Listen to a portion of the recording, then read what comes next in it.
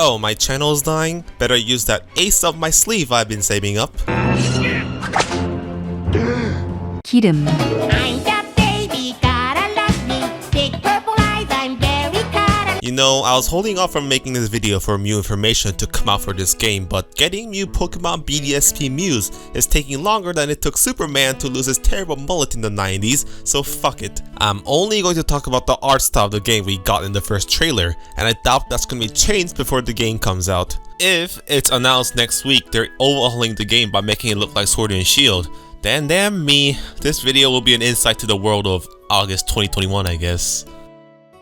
Hello fellow Jerrycans. When the trailer for Pokemon Brilliant Diamond and Shining Pearl was released, everyone lost their collective minds together, for the graphics wasn't what people were expecting, because Pokemon fandom is 80% made up of children and 20% made of people with the minds of children. Everyone was expecting a Diamond and Pearl remake running in Sword and Shield engine and art style, maybe something similar to what we got with the Hoenn remakes on the 3DS, but no. We got Chibi Don and Chibi Lucas, and the trailer of the video game showed that we are getting something far different from a Sword and Shield version of Sinnoh. Then the usual narrative by complaint tubers of how Game Freak is being lazy, even though they are, by choosing a lazy and ugly as fuck art style, and the angry mob of toxic Pokemon fans began to flood all over the internet. And meanwhile I'm here sitting like, I don't know, BDSP, the Chibi, it looks fine? What? In today's video, I'll explain why I'm content with the Chibi art style unlike everyone else.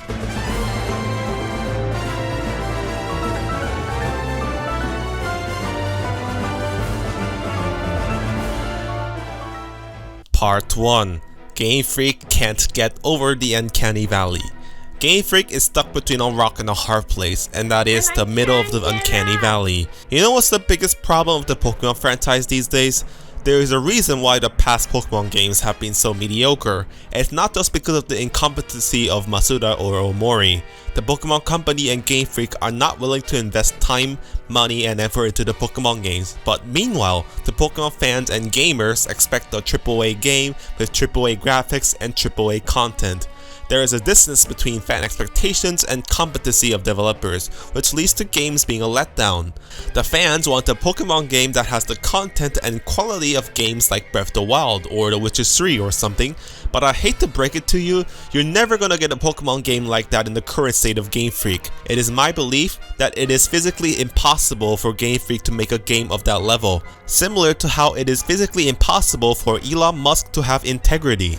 Because of these high expectations, we get dumpster fires like Sword and Shield, which wanted to be a Pokemon game with super realistic characters and have real life environments that will make any British man and woman cry with tears due to familiarity. But that resulted in a game filled with lazy animation, terrible optimization of graphics, empty spaces everywhere, cutting corners such as getting rid of the national dex, all because of incompetence of the game developers and the Pokemon Company forcing Game Freak to surround the game every year. Little ones, it's a simple calculus. Releasing a game every year leads to mediocrity because of quantity over quality. And what's worse, realistic 3D games require more time to develop over 2D games.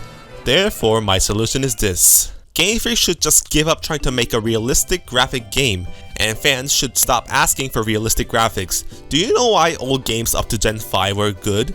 Making a 2D game is easier and takes less effort. Unlike 3D, 2D graphics give time for Game Freak to polish up the game, put in a crap ton of content such as a post-game, like the Battle Frontier, and make the games excellent. Even though I'm not a game developer, I fathom it probably took a lot less time coming up with a 2D map design than a 3D environment by modeling everything. And it takes less effort to just draw Pokemon sprites than it is to model all 800 of these fuckers now. It's no coincidence all modern Pokemon games that everyone has a grievance with are in 3D. So what I'm saying is, fuck graphics. If you are a game developer and do not want to invest in graphics, you basically have two options. Option 1, make the game in 2D. Which is a route many indie developers do, resulting in a crap ton of roguelikes and Metrovania becoming a fad. Or option 2, make the graphics abstract. You know, I really love it if they went with option 1 and made the next games in the style of DS graphics or something like Octopath Traveler, but Game Freak decided to go with option 2, make the graphics abstract. Because abstract is better than half-as realism.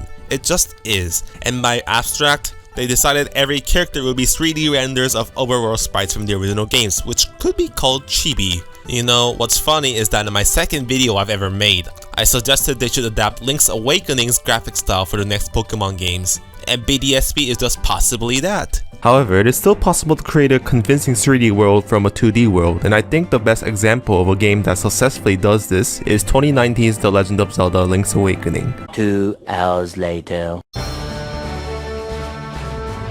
You can see things before they happen. Or maybe Game Freak just like to rip off everything Zelda is doing? Make an open world game, then remake an old game in chibi art style. But wait a minute. The next Zelda made after that was the lazy cash grab Skyward Sword remaster. Oh, I'm sorry. Not a remaster, but a port.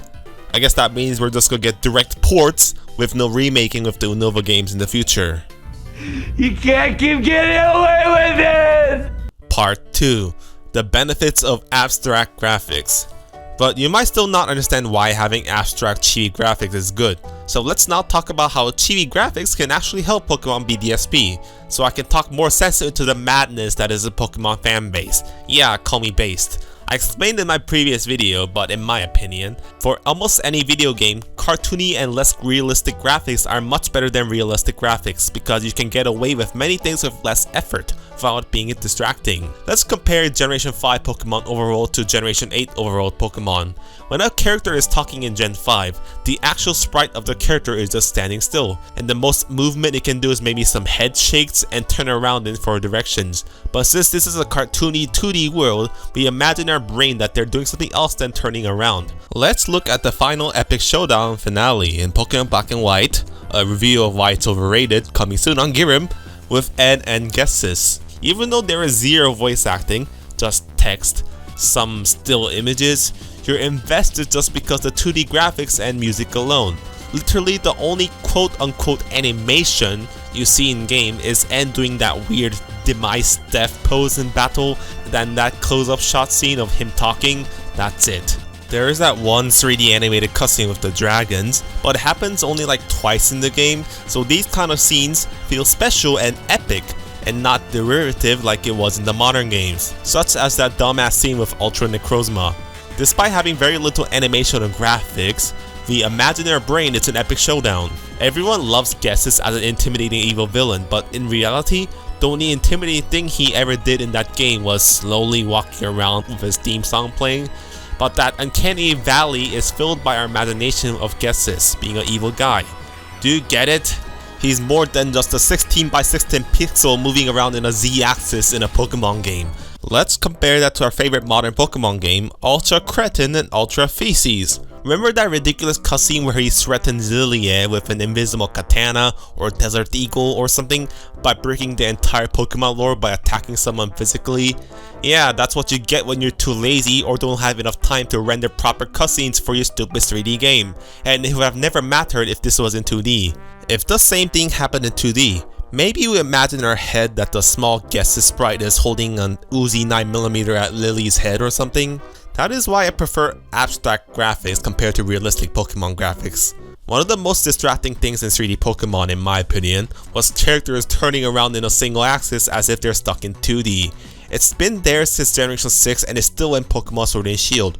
However, in a chibi environment, characters turning around like that won't be distracting because the characters are in a tile-like chibi environment.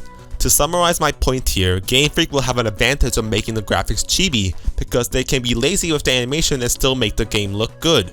They can be lazy with the graphics and animations and put their efforts somewhere else. Part 3. A land of tiles and blocks. You still may ask why chibi though. Now some of you might argue the semi-chibi art style from the Generation 6 Pokemon games or Pokemon Let's Go games, where everyone still looked realistic while being pretty fat and short, is better than BDSP's exaggerated chibi art style. It is a fair point, and I think an Aura style Sinnoh game would not be bad. However, there is another reason why I think the chibi look will really fit BDSP, and it doesn't have anything to do with the things outside the games. And that reason is squares. Don't you like them?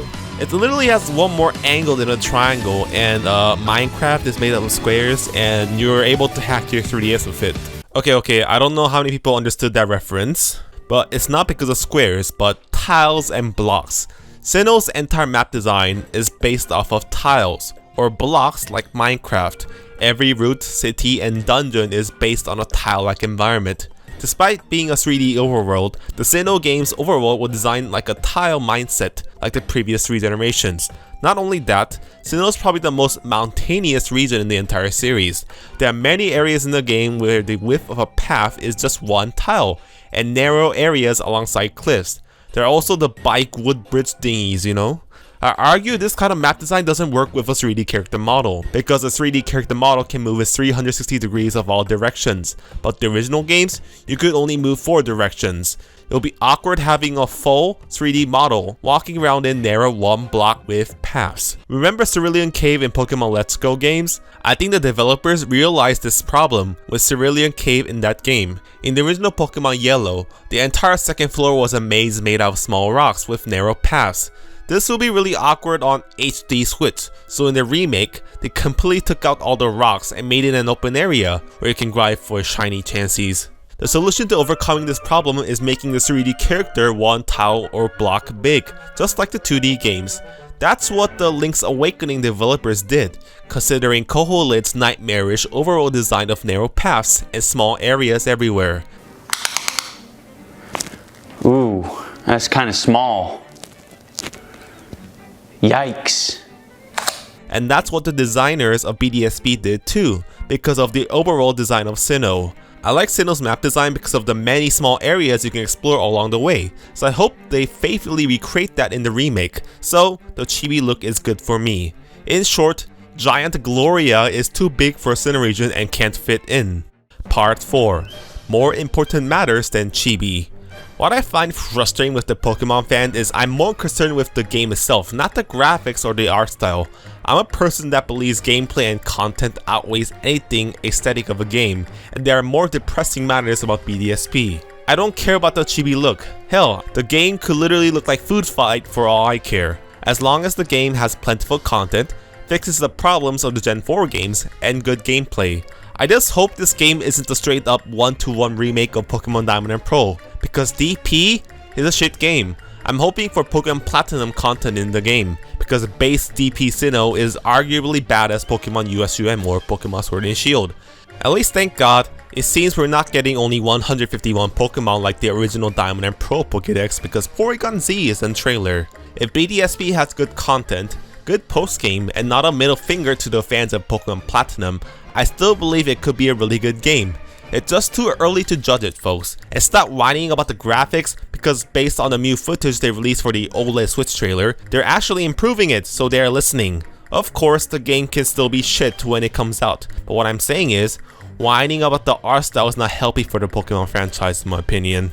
So to summarize up my point, Game Freak is physically incompetent to make a well-made Pokemon game with realistic graphics, so I hope by making the graphics chibi and less realistic, they have more time to focus on the gameplay and content.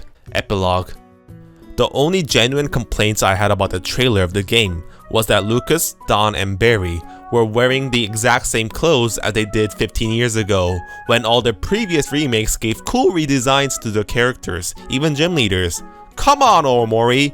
You're good at drawing questionably clothed underage girls, so do this for this game too. You know what this game is equivalent to at the current moment? The Legend of Zelda Wind Waker before release. Every fan wants to see a Lord of the Rings super realistic Zelda game after Ocarina of Time, but Nintendo decided to go with an abstract, cartoony cel-shaded graphics, and the fanboys cried because cartoony automatically means childish. So after Wind Waker, Nintendo made edginess and furriness manifested into a video game, which is Twilight Princess. And looking back now, Twilight Princess, including its remaster, looks like fucking shit, and Wind Waker graphics still hold up today. And I would argue Wind Waker is the better game than Twilight Princess, minus Midna. My guess why people are so angry with the chibi look is most people associate chibi with childness or corniness. It's the same reason why people hate Teen Titans Go series, even though I think that series ain't too bad. I care about the actual content, not how childish something looks. I mean, by that logic, the fucking League of Legends ripoff made by Tencent is a better made game than any of the Pokemon games, cause the developers of free-to-play game made the best realistic good looking Pokemon game ever. Anyways, that's my thoughts on Pokemon BDSM. God, I thought I could get through the entire video without saying that. Anyways, that's my thoughts on Pokemon BDSP. Many asked about my thoughts on the look of the game in the comments, and well, here I delivered. I was patient, unlike other YouTubers who jumped to conclusions, right? However, I did talk about my thoughts on shit like Pokemon BDSP, the Skyward Sword Remaster, Legends Arceus on my Discord server way back. So if you want to hear my thoughts or just want to chat with me, join the Discord server. The link is in the description below. How do I end the video after an ad like that? Unova sucks.